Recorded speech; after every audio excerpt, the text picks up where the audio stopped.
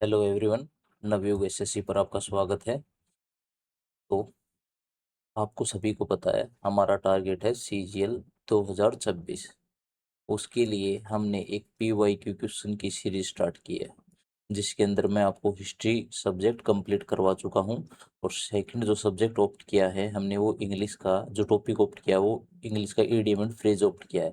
उसके अंदर मैं आपको 2021 और 22 की ईडीएम करवा चुका हूं। आज हम करेंगे 2023 की ईडीएम।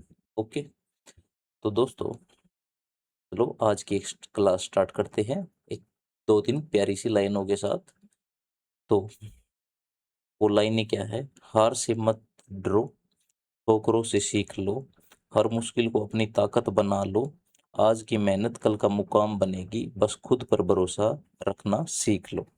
तो चलो बिना किसी देरी के इन प्यारी प्यारी लाइनों के साथ आज की क्लास स्टार्ट करते हैं।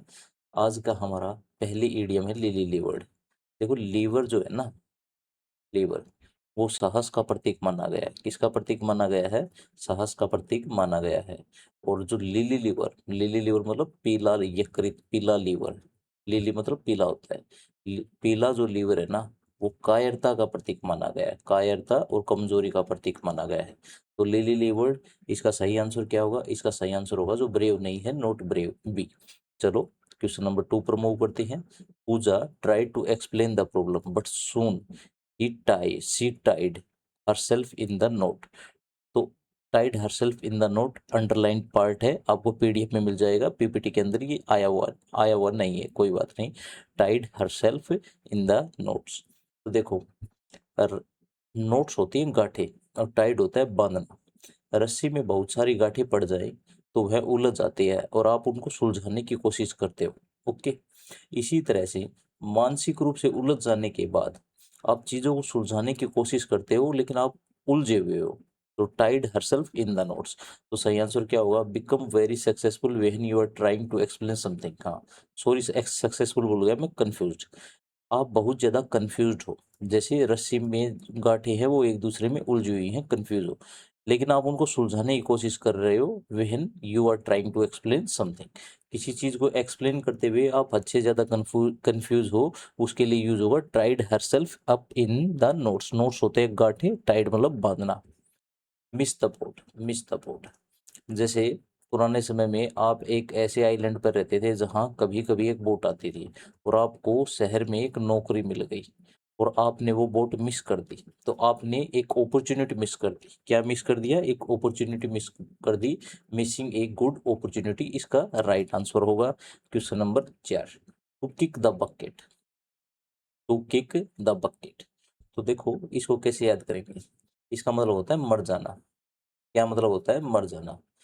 तो पुराने समय में शिकार करने के लिए बकेट डाली जाती थी और जानवर जैसे ही इस बकेट को किक करते थे वो इसके अंदर डल जाते थे और ऊपर से बकेट बंद हो जाती थी और वो जानवर मर जाता था। तो टू किक द बकेट का सही आंसर होगा टू डाई, मर जाना। चलो नेक्स्ट क्वेश्चन पे मूव करते हैं। Question number 5, the police have not yet been able to solve the case, it seems to be. जो पुलिस है वो अब तक केस को सोल्व नहीं कर पाई है। क्योंकि क्यों नहीं केस को सोल्व कर पाई होगी? क्योंकि केस क्या है? मुश्किल है। तो देखो ये 4 ईडीएम दी हुई हैं, यहाँ पर कौन सी फिट बैठेगी? इन ए पिंक, इन ए पिंक का मतलब होता है अच्छी सेहत। अगर आप पिंक पिंक लग रहे हैं, आपकी गाल पिंक पिंक लग रही है, तो मतलब आपकी सेहत क्या है? अच्छी है, अच्छी सेहत। Turning over in new leaf, इसका मतलब होता है नई शुरुआत। इसका मतलब होता है नई शुरुआत, शुरुआत। एक नई कोपड़ या एक नया पत्ता फूटना मतलब नई शुरुआत। A hard nut to crack, a difficult problem to solve, a difficult problem to solve. एक मुश्किल प्रॉब्लम, एक मुश्किल समस्या जिसे सोल्व करना मुश्किल है। इन ए नटसेल, बहुत कम शब्दों में, संक्षिप्त में। बहुत कम शब्दों में कोई बात कहना, बहुत कम शब्दों में कोई बात कहना, बहुत कम शब्दों में। तो देखो अब इसमें बताओ कौन सा सही होगा? The police have not yet been able to solve the case. Police अब तक केस सोल्व नहीं कर पाई है। It seems to be a difficult problem to solve, a hard nut to crack. चलो नेक्स्ट क्वेश्चन पे मूव करते हैं। To bell the cat, to bell the cat. देखो बिल्ली, जैसे बिल्ली आती थी चूहे खाकर चली जाती थी, सभी चूहों ने डिसीजन लिया कि बिल्ली के गले में घंटी बांध देंगे। ओके, और बिल्ली जैसे ही आएगी घंटी की आवाज से हमको पता चल जाएगा, घंटी की आवाज से क्या होगा, हमको पता चल जाएगा। तो अब योजना तो बना ली, लेकिन सबसे पहले बिल्ली के गले में घंटी बांधने जाए कौन, मतलब सबसे पहले जो रिस्क है वो फेस कौन करेगा, टू बेल द कैट मतलब टू फेस रिस्क। चलो क्वेश्चन नंबर 7, शार्प प्रैक्टिस। देखो पुराने व्यापारिक लेन देन के अंदर जो चालाकी और बेईमानी को क्या कहा जाता था, शार्प प्रैक्टिस। चालाकी और बेईमानी, पुराने समय के अंदर जो व्यापारी थे वो चालाकी और बेईमानी को क्या बोलते थे, शार्प प्रैक्टिस। तो डिसऑनेस्ट एक्टिविटीज को क्या बोला जाता था, शार्प प्रैक्टिस। क्वेश्चन नंबर 8 पर मूव करते हैं। वीना अंडरलाइन, तो अंडरलाइन पार्ट क्या है इसके अंदर, made a big fuss about a small problem. Veena made a big fuss about a small problem. Veena ने एक छोटी सी प्रॉब्लम के लिए बहुत बड़ा हंगामा खड़ा कर दिया। ओके,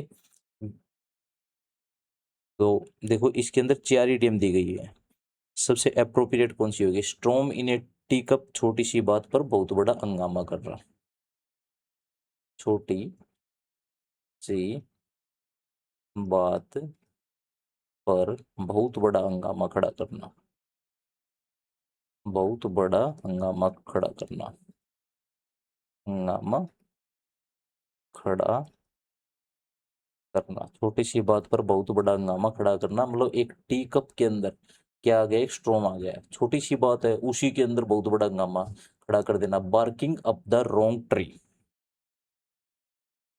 गलत दिशा में प्रयास करना।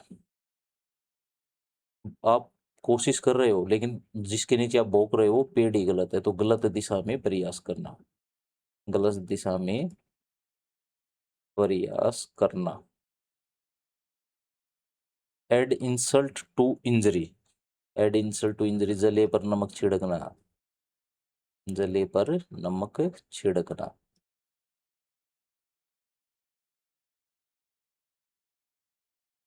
Gate a taste of your own medicine, जैसे को तैसा मिलना, जैसे को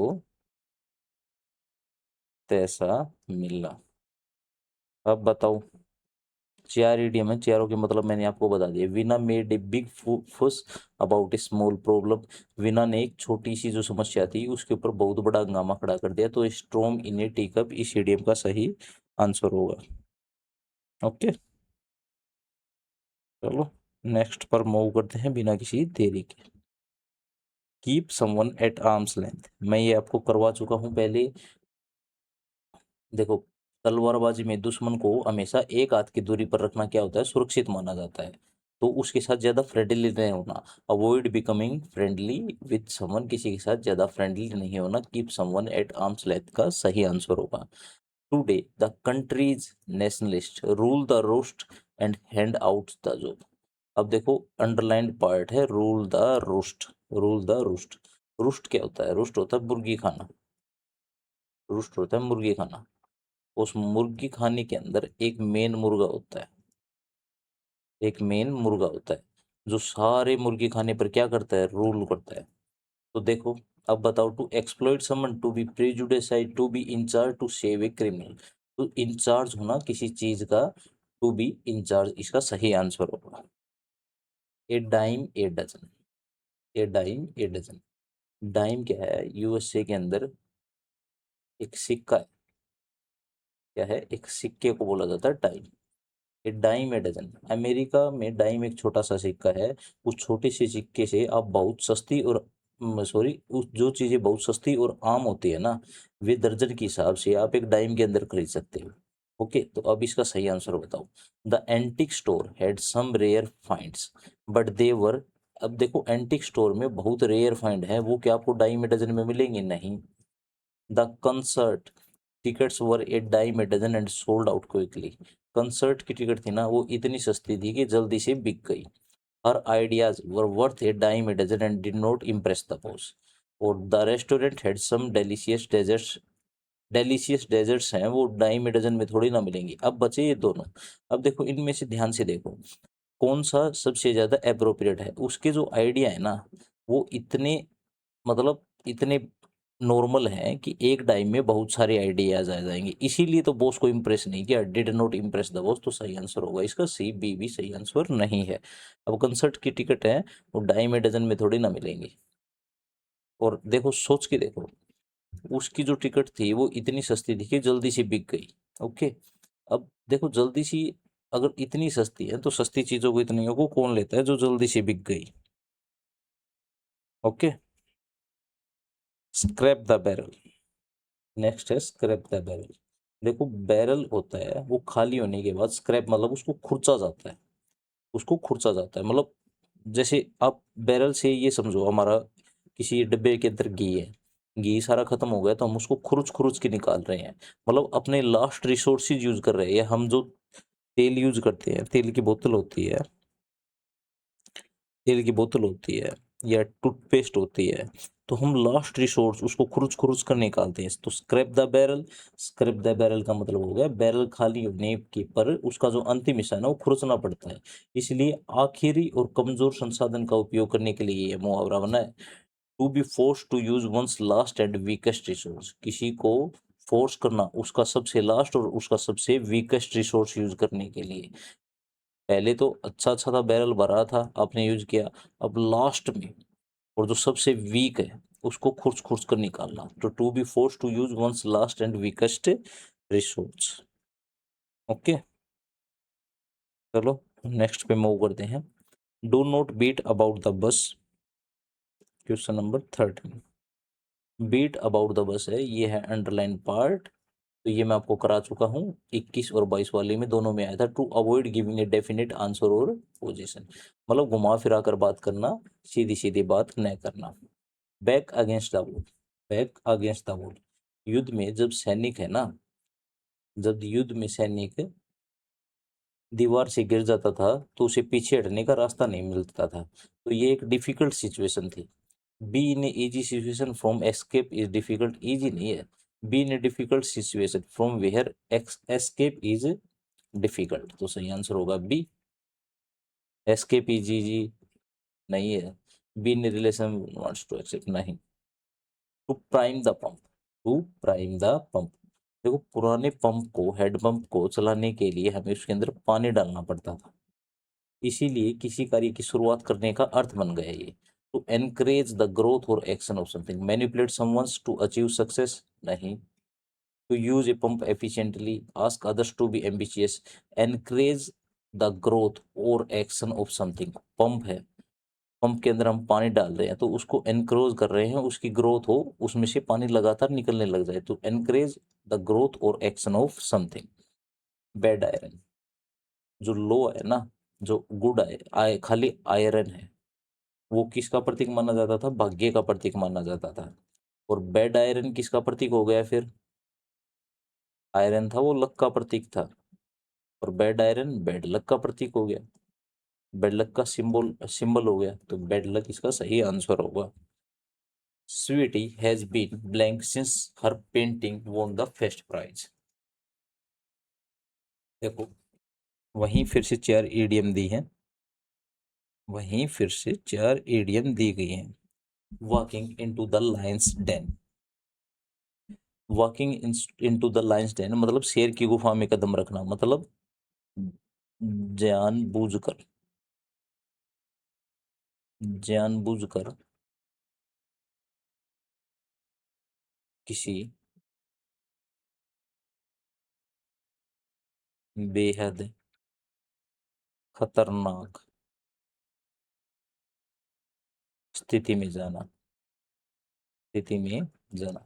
अब ये तो वही बात हो गई, शेर की गुफा में कदम रखोगे तो जानबूझकर किसी खतरनाक स्थिति में जाना। Walking on egg cells, egg cells है, एग के सेल हैं, अगर आप उन पर वॉक कर रहे हैं तो मतलब फूक फूक कर कदम रखना, फूक, वरना वो टूट जाएंगे। फूक फूक कर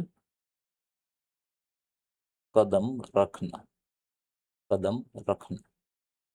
वॉकिंग ऑन एयर, फूले न समाना, फूले न समाना। वेटिंग इन द विंग्स, अपनी बारी का इंतजार करना। अपने पंखों पर मैं इंतजार कर रहा हूँ, मतलब अपनी बारी का इंतजार करना, अपनी बारी का इंतजार करना, इंतजार करना। अब देखो चार ईडियम में कौन सी अप्रोप्रिएट होगी। Sweety has been blank since her painting won, उसकी पेंटिंग फर्स्ट प्राइज जीत रही है, तो वो तो फुल ही नहीं समा रही होगी। वॉकिंग ऑन द एयर अत्यधिक खुशी के लिए यूज होता है। By the skin of your teeth, अब देखो जो स्किन होती है ना टीथ की, वो बिल्कुल बहुत ही पतली होती है, बहुत ही स्मॉल मार्जिन होता है। तो by the skin of your teeth, इसका मतलब क्या हो गया, जस्ट बेयरली, थोड़े से मार्जिन के साथ, जस्ट बेयरली। चलो नेक्स्ट पर मूव करते हैं। नेक्स्ट है हमारा to thick and thin. Thick and thin, thick का मतलब होता है डिफिकल्ट सिचुएशन, कठिन परिस्थिति, कठिन परिस्थिति।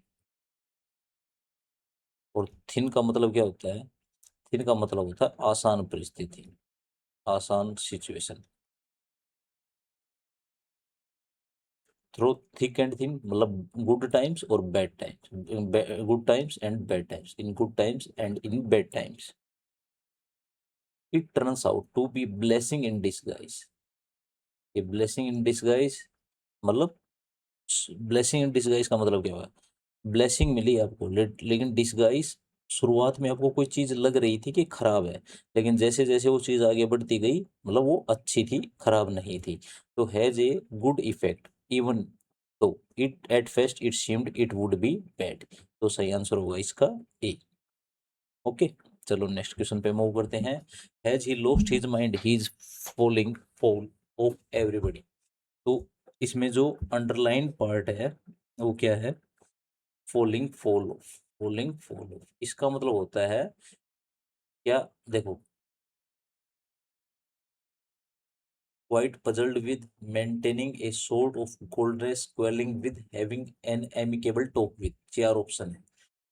Has he lost his mind, क्या उसने अपना दिमाग खो दिया है। He is falling fall of everybody, वह हर किसी के साथ। अब देखो इनमें से कौन सा जच रहा है, वो हर किसी के साथ क्या कर रहा है, झगड़ा कर रहा है, क्वेलिंग विद। क्या तुमने तुम्हारा दिमाग खो दिया है, क्या तुम हर किसी के साथ झगड़ रहे हो, फॉलिंग फॉल कर रहे हो। To be in two minds,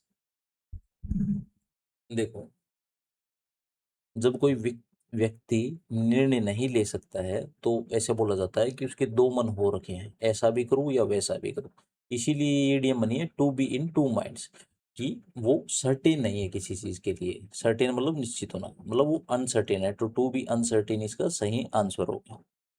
gift of the gap, जो गैप वर्ड है ना, ये आयरिश अंग्रेजी से आया है, आयरिश अंग्रेजी से आया है। इसका मतलब होता है Fluence of speaking, Fluence of speaking, बोलने की कला होना, स्पीक करने की जो कला होना है ना, उसे बोलते हैं गैप।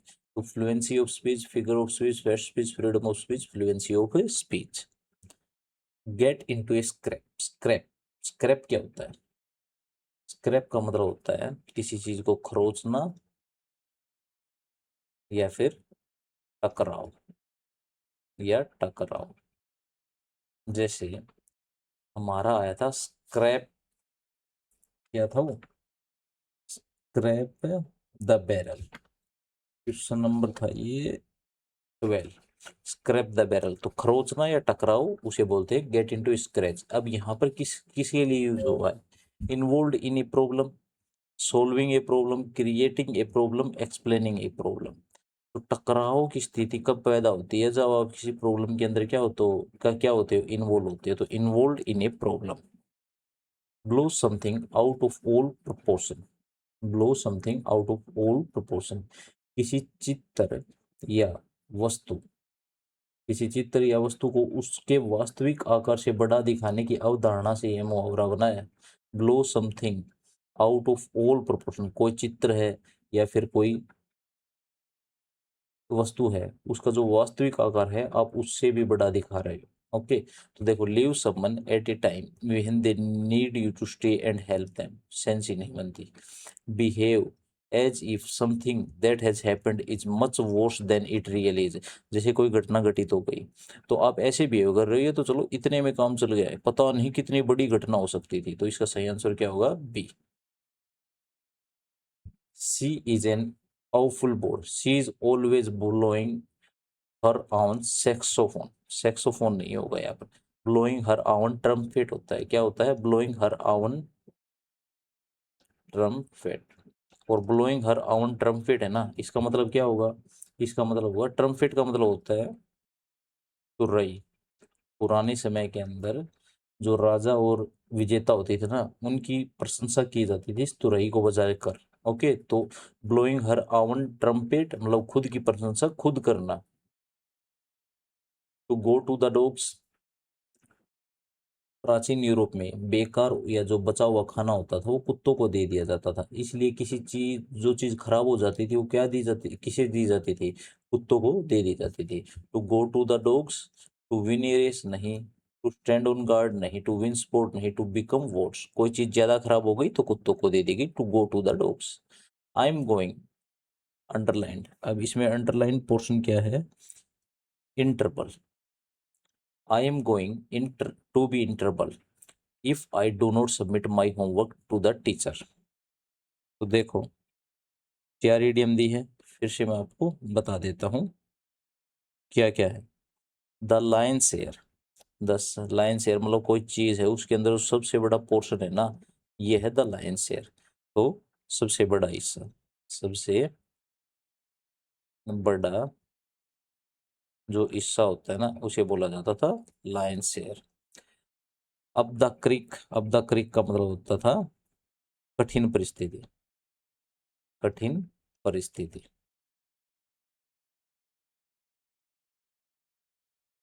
ओके, ऑफ बेस का मतलब होता है पूरी तरह से गलत होना। भाई तुम तो तुम्हारे बेस पर नहीं हो। ऑन बेस पूरी तरह से सही होना, ऑफ बेस पूरी तरह से गलत होना, पूरी तरह से गलत होना।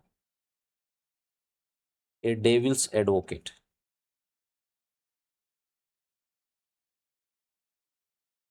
किसी बहस को,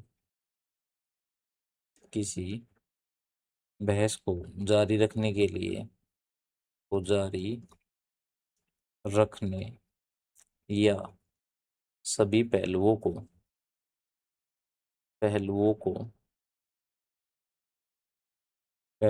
परखने के लिए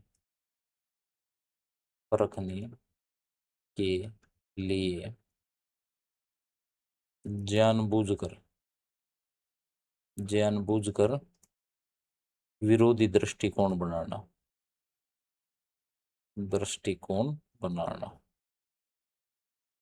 देखो, किसी बहस को जारी रखना है या सभी पहलुओं को अच्छे से समझना है, इसके लिए जानबूझकर क्या करना? विरोधी दृष्टिकोण बनाना।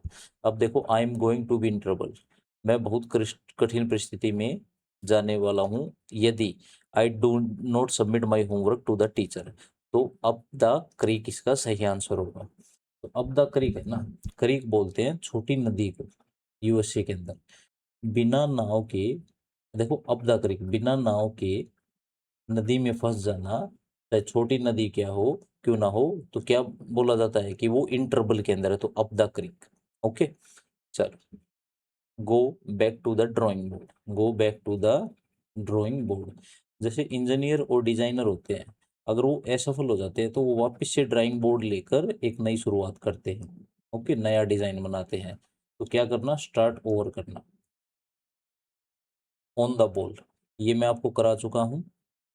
अगर खेलों में खिलाड़ी गेंद पर लगातार नजर रखता है, उससे सबसे सतर्क माना जाता है कि वो सबसे ज्यादा सतर्क है। इसलिए अलर्ट एंड एफिशिएंट व्यक्ति के लिए यह प्रयोग में लाया जाता है ऑन द बॉल। तो doing a job in a quick और कंपेटेंट मैनर, एक जॉब करना क्विक और कंपेटेंट मैनर में। एक्सरसाइजिंग यूजिंग ए बॉल नहीं, playing with A ball, doing a job in a slow and incorrect manner, तीनों नहीं है। ऑन द बॉल, एक्टिव होना, सतर्क होना, सचेत होना। I was very excited about my new assignment. I sent the email without the required attachment. What have I done? देखो, ये जो है ना, आप अच्छे से पढ़ो। I was very excited about my new assignment. मैं मेरे नए असाइनमेंट के लिए बहुत ज़्यादा एक्साइटेड हूँ। मैंने एक ईमेल भेज दिया है, इतना एक्साइटेड हूँ कि मैंने एक ईमेल भेज दिया है और उसके साथ कोई अटैचमेंट जो लगाई ही नहीं है। वट हैव आई डन, मैंने क्या किया है। तो इसका मतलब हो गया मैं जंप द गन, मैं जल्दी से। जंप द गन का मतलब क्या था, जैसे दौड़ में स्टार्टिंग में गन बजने से पहले दौड़ना शुरू कर देता है, जो नियमों के विरुद्ध है। इसलिए समय से पहले कार्य करने का ये अर्थ बन गया है। तो समय, वो अपने असाइनमेंट के लिए इतना एक्साइटेड था कि उसने समय से पहले ही ईमेल भेज दिया। तो जंप द गन इसका सही आंसर होगा। Question number 2, face the music. मैं ये आपको करवा चुका हूँ। फेस द म्यूजिक क्या हुआ, to bear the negative consequences of wrongful actions. चलो नेक्स्ट पे मूव करते हैं। Stir up a hornet nest. जो हॉर्नेट होता है ना, अगर आपने उसके घोंसले को, नेस्ट को स्टीर कर दिया, छेड़ दिया, तो सभी आप पर झुंड में क्या कर देते हैं, हमला कर देते हैं। इसलिए बिना मतलब उसको हॉर्नेट के नेस्ट को छेड़कर अपने बिना वजह की मुसीबत को मोल ले लिया। तो provoke troubles. Taking a bull by the horns. सांड को अगर आपने सींगों से पकड़ लिया तो यह काम अत्यंत साहस का माना जाता है। इसलिए कठिन समस्या का सीधा सामना करने का अर्थ बन गया है taking a bull by the horns. तो to deal with a difficult situation in a very direct और कॉन्फिडेंट वे। चलो नेक्स्ट पे मूव करते हैं। It is raining cats and dogs. ये मैं आपको करवा चुका हूँ। Raining cats and dogs, raining very heavily. Question number 36, the peasant.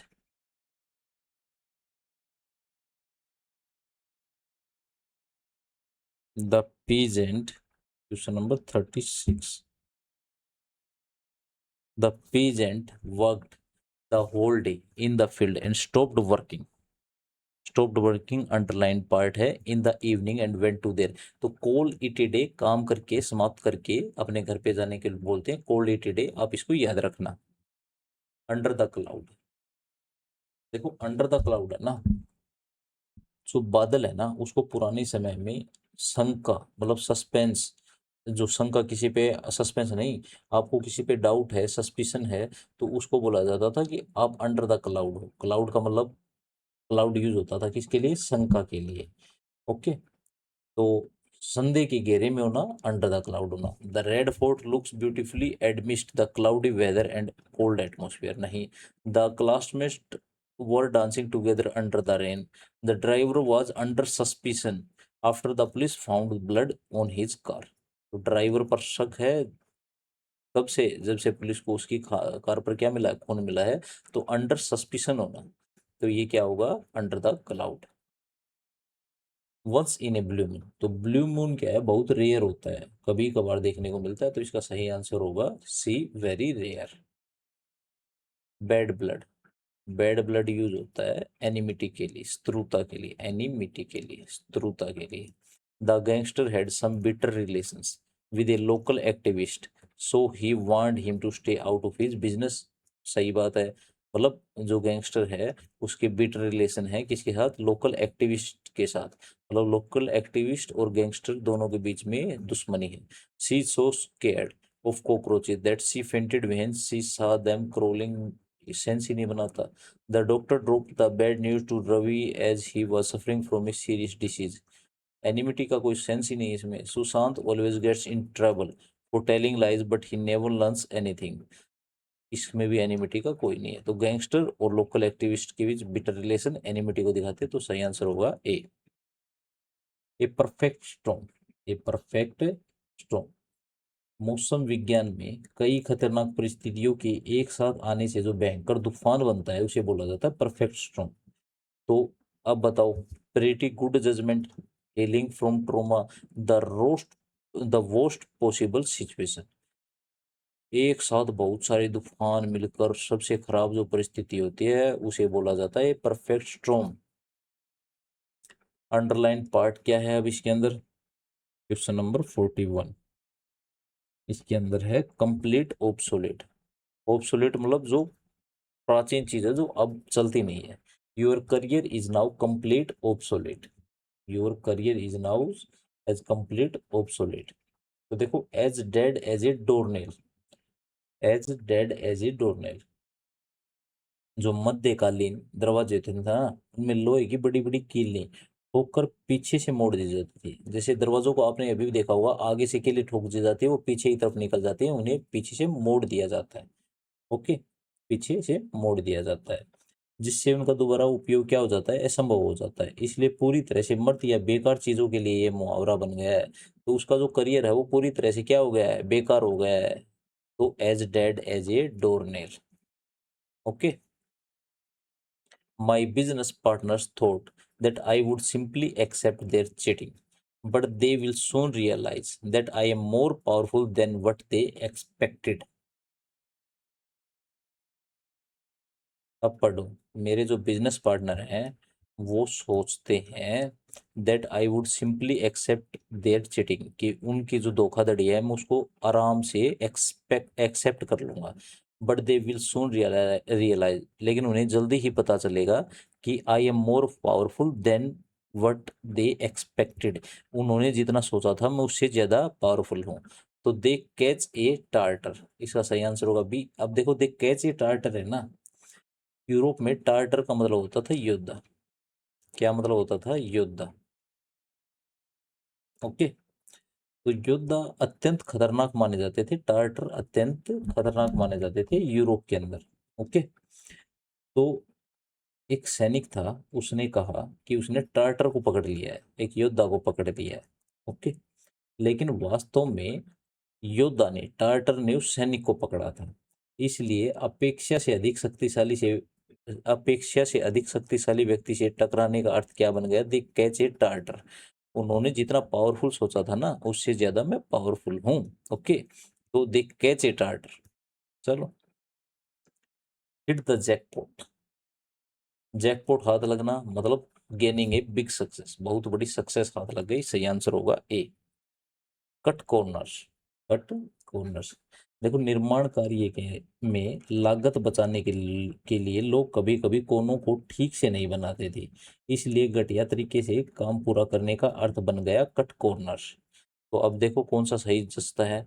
I always make sure to cut corner when I am driving to save time. Cut corner का मतलब क्या है, कट कॉर्नर का मतलब है घटिया तरीके से काम पूरा करना।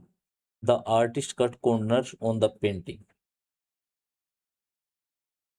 and it ended up looking unfinished.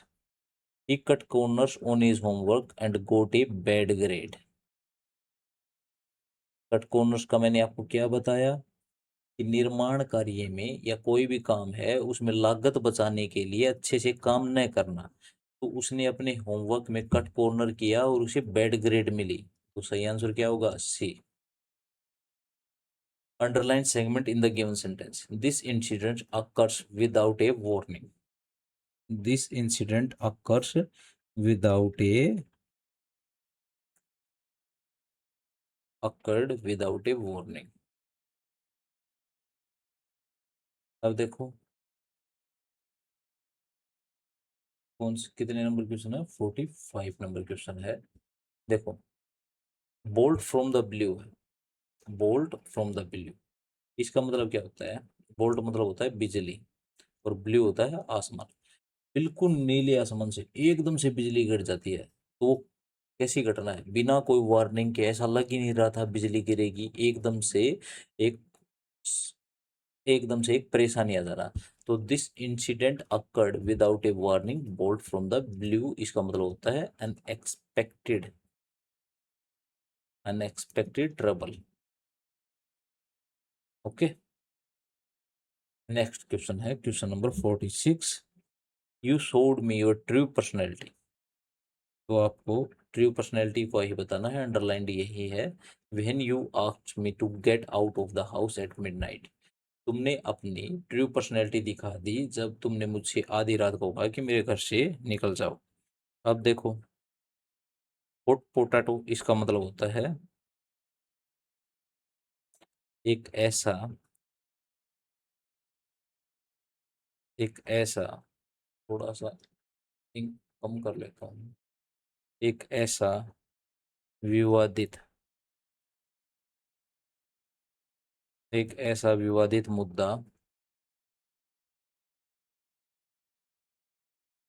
जिससे हर कोई बचना चाहे, हर कोई बचना चाहे। ट्रू कलर्स, ट्रू कलर्स का मतलब क्या होता है? किसी व्यक्ति का असली रूप, व्यक्ति का असली रूप। बेड ऑफ रोजेज, इसका मतलब होता है आरामदायक स्थिति, आरामदायक स्थिति। व्हाइट एलिफेंट, व्हाइट एलिफेंट का मतलब क्या है? कोई ऐसी वस्तु, ऐसी वस्तु जो बहुत महंगी है। व्हाइट एलिफेंट होगा, वो बहुत महंगा होगा, महंगी है, लेकिन कोई यूज की नहीं है, सिर्फ शौक के लिए है, लेकिन कोई यूज की नहीं है। अब बताओ कौन सा सही आंसर होगा? ट्रू पर्सनैलिटी दिखा दी, मतलब उसने अपने ट्रू कलर्स दिखा दिए, उसने अपने क्या दिखा दिए? ट्रू कलर्स दिखा दिए। महेश, अंडरलाइन से, Mahesh had learned not to take things seriously. तो not to take things seriously underlined portion है।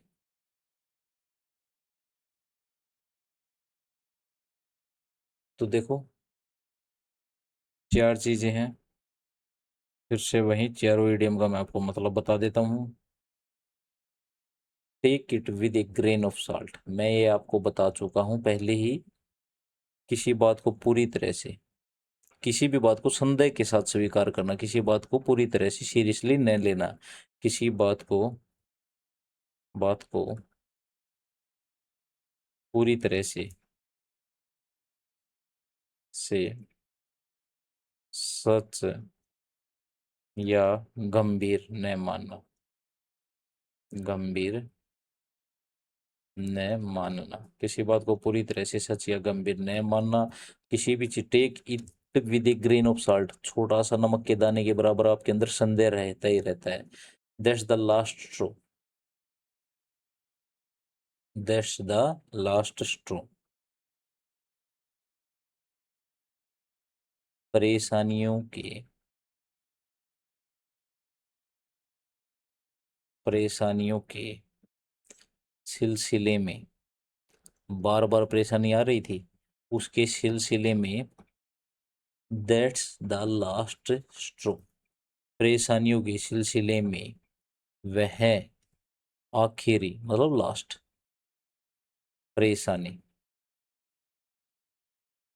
परेशानियों के सिलसिले में वह आखिरी परेशानी जिसके बाद धैर्य समाप्त हो जाता है, जिसके बाद धैर्य जवाब दे जाता है, धैर्य समाप्त हो जाता है, समाप्त हो जाता है।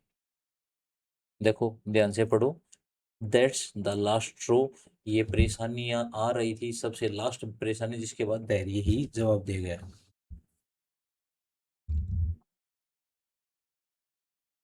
Your guess is as good as mine, इसका मतलब है मुझे भी इसके बारे में उतना ही पता है जितना आपको पता है। पुल समवन्स लेग, इसका मतलब है मजाक करना, किसी की टांग खींचना, मजाक करना। अब बताओ, महेश हैज लर्न्ड, महेश ने सीखा है not to take things seriously, किसी बात को ज्यादा सच या गंभीर न मानो, take it with a grain of salt, इसका सही आंसर होगा। नेक्स्ट पर मूव करते हैं, question number 48। Vinay missed the flight, Vinay missed the flight, missed his flight, but good luck came to him from bad circumstances as the flight crashed in the sea। देखो विनी ने flight miss कर दी, लेकिन good luck कैसे आया? Bad circumstances से, as the flight crash in the sea. देखो विनय अगर flight miss नहीं करता, फ्लाइट मिस की तो स्टार्टिंग में उसे बुरा लगा, वो ये भगवान फ्लाइट मिस हो गई, लेकिन वो फ्लाइट बाद में सी में जाके क्रैश हो गई, तो ब्लेसिंग इन डिसगाइज नहीं हुआ ये। It was a blessing and curse, it was a blessing in disguise, छुपी हुई ब्लेसिंग है ये। शुरुआत में खराब लगता है, आ चुकी है एक स्टेडियम, लेकिन बाद में क्या लगता है? नहीं, ये जो भी हुआ है मेरे लिए अच्छा ही हुआ है। Harry always speaks his eye, but he is not always very diplomatic. देखो नीचे 4 ईडीएम दिए हैं। स्पीक हिज टंग, इसका मतलब क्या होगा? स्पीक हिज टंग ये कोई ईडीएम है ही नहीं। Listen his year, listen his year अपने कान को सुनना, कोई सेंस नहीं बनती है। रीड हिज हार्ट, दिल की बात पढ़ना, दिल की बात पढ़ना। स्पीक हिज माइंड, अपने मन की बात साफ साफ कहना, अपने मन की बात साफ साफ कहना, मन अपने मन की बात साफ साफ कहना। देखो स्पीक हिज टंग वो कुछ नहीं है, बस ऐसे ही बोल दिया। Listen his year, read his heart, इनका कोई सेंस बनता ही नहीं है। स्पीक हिज माइंड ही एक ईडीएम है जिसका मतलब होता है अपने मन की बात, अपने दिमाग की बात साफ साफ कहना। Harry always speak his eye, but he is not always very diplomatic. His eye नहीं, स्पीक हिज माइंड होगा, आई नहीं होगा। क्या हुआ? Speak his mind. हैरी हमेशा अपने मन की बात बात साफ साफ कहता है, वो डिप्लोमेटिक नहीं है। Pass the buck, pass the buck. देखो अमेरिका के अंदर क्या है, खेलों में बक नाम का एक चिन्ह होता है। अगर आपने उसको दूसरे के पास पास कर दिया ना, तो मतलब आप तो फ्री हो गए, लेकिन सारी जिम्मेदारी किस पर आ गई? अगले खिलाड़ी पर आ गई। तो इसका सही आंसर क्या होगा? Blaming another person. As soon as the principal came to know, as soon as principal came to know. Underline part कौन सा है इसका? पहले तो मैं आपको अंडरलाइन पार्ट बता देता हूँ। इन perfect order. As soon as principal came to know about the inspection of the school, he put everything in perfect order. जैसे ही प्रिंसिपल को पता चला कि स्कूल के अंदर इंस्पेक्शन वाले आने वाले हैं, तो उसने हर चीज को परफेक्ट ऑर्डर में लगा दिया। तो इन परफेक्ट ऑर्डर के लिए ईडीएम क्या होगी? 4 ईडीएम है, मैं आपको सबका मतलब बता देता हूँ। एप्पल पाई एक स्लैंग शब्द है जिसका अर्थ होता है गली या सड़क पर पड़ा हुआ पत्थर, कचरा। एप, एले एप्पल, सॉरी एले एप्पल। एले एप्पल एक स्लैंग शब्द है जिसका अर्थ है गली या सड़क पर पड़ा हुआ पत्थर या कचरा। Apple of Discord, Apple of Discord का मतलब होता है झगड़े की जड़, झगड़े की जड़। एप्पल पाई ऑर्डर मतलब एक एप्पल एक पाई, एक एप्पल एक पाई इन परफेक्ट ऑर्डर। जो परफेक्ट ऑर्डर होता है उसे बोलते हैं apple pie order. Apple of one's eye, आंखों का तारा होना, मतलब बहुत प्यारा होना, आंखों का तारा होना। अब बताओ इनमें से सबसे अप्रोप्रिएट कौन सी है? Apple pie order in perfect order. Question number 52, 52 के अंदर Sally has been contemplating for a few days but still has not decided to quit the job. तो देखो contemplating for a few days, सैली जो है वो विचार कर रही है, मनन कर रही है काफी दिनों के साथ, काफी दिनों से, लेकिन वो अब तक डिसाइड नहीं कर पाई है कि उसे जॉब छोड़नी चाहिए या नहीं छोड़नी चाहिए। तो जो च्यू द कड़ है ना, इसका मतलब होता है जैसे गाय और भैंस होती है, वो अपने चारे को चबाती रहती हैं, बार बार चबाती रहती हैं, जिसे क्या बोलते हैं? कड करना। क्या बोलते हैं? कड। बार बार चारे को च्यू करना, तो च्यूइंग द कड। ओके, तो मतलब वो सोचती रहती हैं, चबाती रहती हैं। तो सैली है हैज बिन कॉन्टेम्पलेटिंग, इसका मतलब विचार करना काफी दिनों से, for a few days but still has not decided to quit the job. तो सही आंसर होगा A. You must not participate in the marathon this year without any training, it is an unreal hope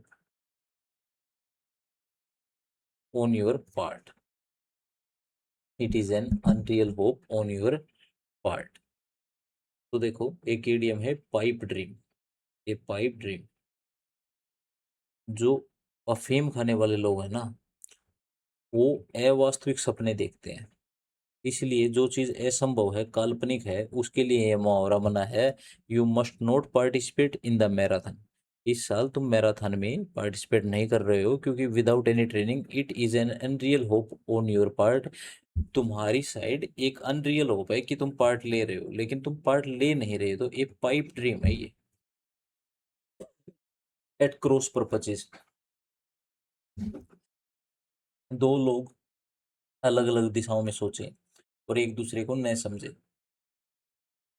तो उनके उद्देश्य क्या होते हैं, आपस में टकराते हैं। इसीलिए ये मुहावरा बनाया है, cross purpose. Disagreeing with each other idea. अब इसमें अंडरलाइन सेंटेंस क्या है, by the year. I just went to Bali on a backpacking trip and did everything by the ear without any itinerary।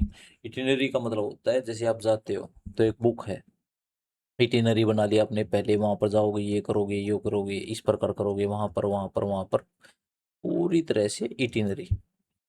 लेकिन यहाँ पर बाय द ईयर का मतलब क्या है, बाय द ईयर का मतलब क्या है, बाय द ईयर का मतलब क्या है, वो उसके पास कोई इटिनरी नहीं थी, वो बाली गया था एक बैक पैकिंग ट्रिप पर।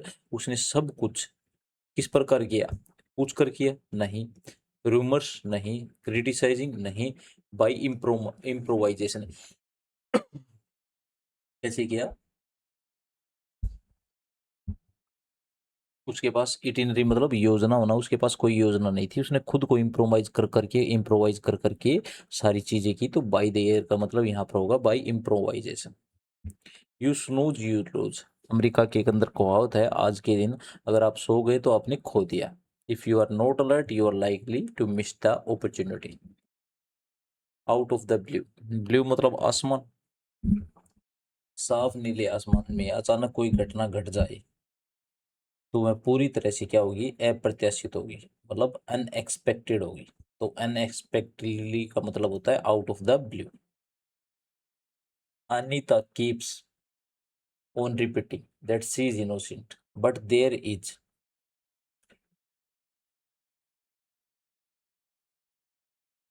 अनीता बार बार कह रही है वह इनोसेंट है, लेकिन अब नीचे चार ईडियम दे दी गई हैं, मतलब बता देता हूँ।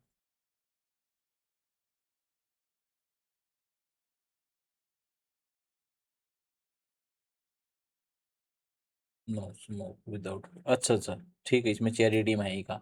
Anita keeps on repeating, Anita बार बार रिपीट कर रही है कि वो इनोसेंट है, but there is no smoke without fire. कुछ ना कुछ तो है ही, इसीलिए उस पर इल्जाम लगाया गया है। कुछ ना कुछ तो है ही, कि बिना धुआं है वो बिना आग के नहीं उठता है। अनीता कितनी बार ही भी कही मैं इनोसेंट हूँ, अगर उस पर किसी ने आरोप लगाया है तो मतलब कहीं ना कहीं आग लगी है, तभी तो धुआं उठा है, तो सही आंसर होगा B. After finishing this assignment the employees make it a day, नहीं कॉल इट ए डे, ये आ चुका है पहले, call it a day. Assignment पूरा हो गया, खत्म किया, अपने घर गए। इन ए सूप, इन ए सूप का मतलब क्या होगा, सूप में गिर जाने की जो कल्पना है, गरम गरम सूप में अगर आपको कोई ढकेल दे तो आपको कैसा महसूस होगा कि आप ट्रबल के अंदर है, in trouble. The better you know someone the less you like him. तो चार इडियम है, जितना आप किसी को अच्छे से जानेंगे, the better you know someone the less you like him, मतलब अत्यधिक निकटता कभी कभी सम्मान को कम कर देती है। जितना आप किसी को अच्छे से जानेंगे उतने उतना ही, जैसे आप किसी को जानते हो, सिर्फ मिलते हो, नमस्ते हाय हेलो करते हो, तो आप उसकी पूरी इज्जत करते हो। लेकिन जैसे जैसे आप उसकी नॉर्मल लाइफ में इन्वॉल्व होते जाएंगे ना, आप उसका सम्मान कम कर देंगे, क्योंकि आपको पहले उसकी सिर्फ अच्छी आदतें पता थी, अब आप उसको बुरी आदतें ही पता चल गई। तो स्पिल द बीन्स का मतलब क्या होता है, कोई गुप्त बात को उजागर करना, कोई रहस्य उजागर करना, रहस्य उजागर करना।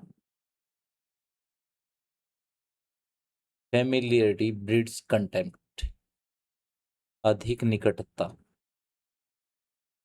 किसी के साथ अधिक फेमिलियर हो गए, अधिक निकटता,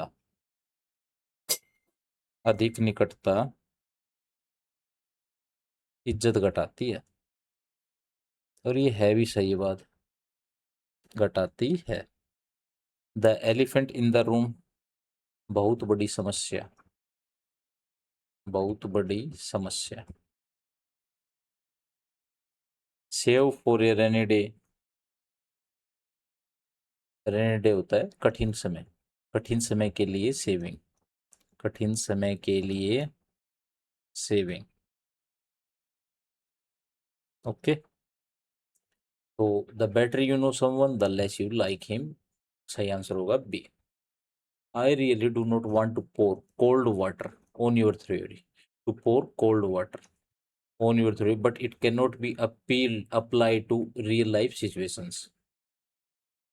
तो देखो, पोर कोल्ड वाटर, गर्मजोशी और उत्साह को ठंडा पानी डालकर शांत करने की कल्पना से यह मुहावरा बना है कि तुम्हारी जो थ्योरी है ना, मैं उस पर ठंडा पानी नहीं डालना चाहता, मैं तुम्हें अतो उत्साहित नहीं करना चाहता हूँ, बट एक बात याद रखना, it can not be apply to a real life situation, ये जो आपकी थ्योरी है ना, ये रियल लाइफ सिचुएशन पर लागू नहीं होगी।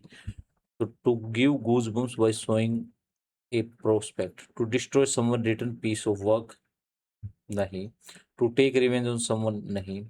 टू बी क्रिटिकल और doubtful of a plan that someone is excited about, आप जरूर अपनी थ्योरी के बारे में एक्साइटेड हैं, लेकिन मैं आप पर कोल्ड वाटर डालकर आपको मतलब आप प्लान के ऊपर डाउटफुल हूं मैं आपके उस पर।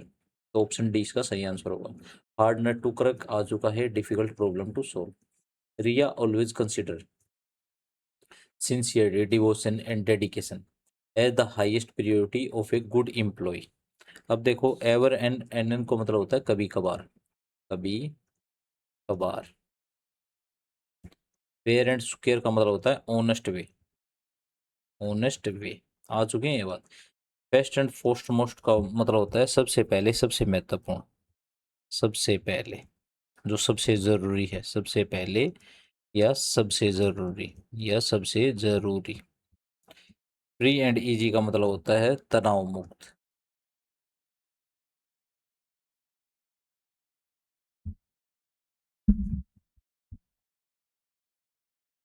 जो महत्वपूर्ण बात होती है ना, उसको फर्स्ट एंड फोस्टमोस्ट।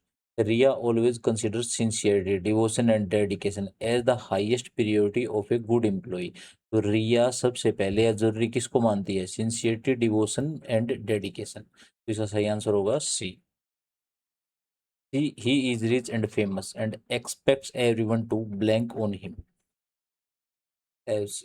तो वह रिच है, फेमस है, और सबसे क्या उम्मीद करता है कि हर कोई उसका ऑर्डर माने। तो डांस अटेंडेंस का मतलब होता है to obey the orders of someone.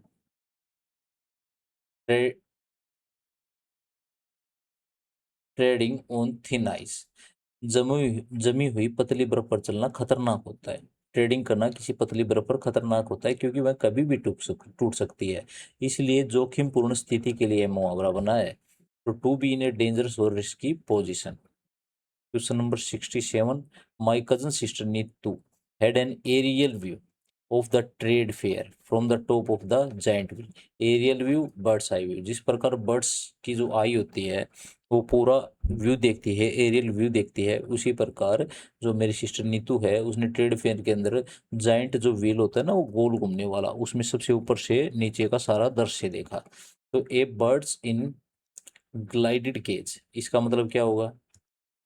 इसका मतलब होगा सोने के पिंजरे में बंद पक्षी।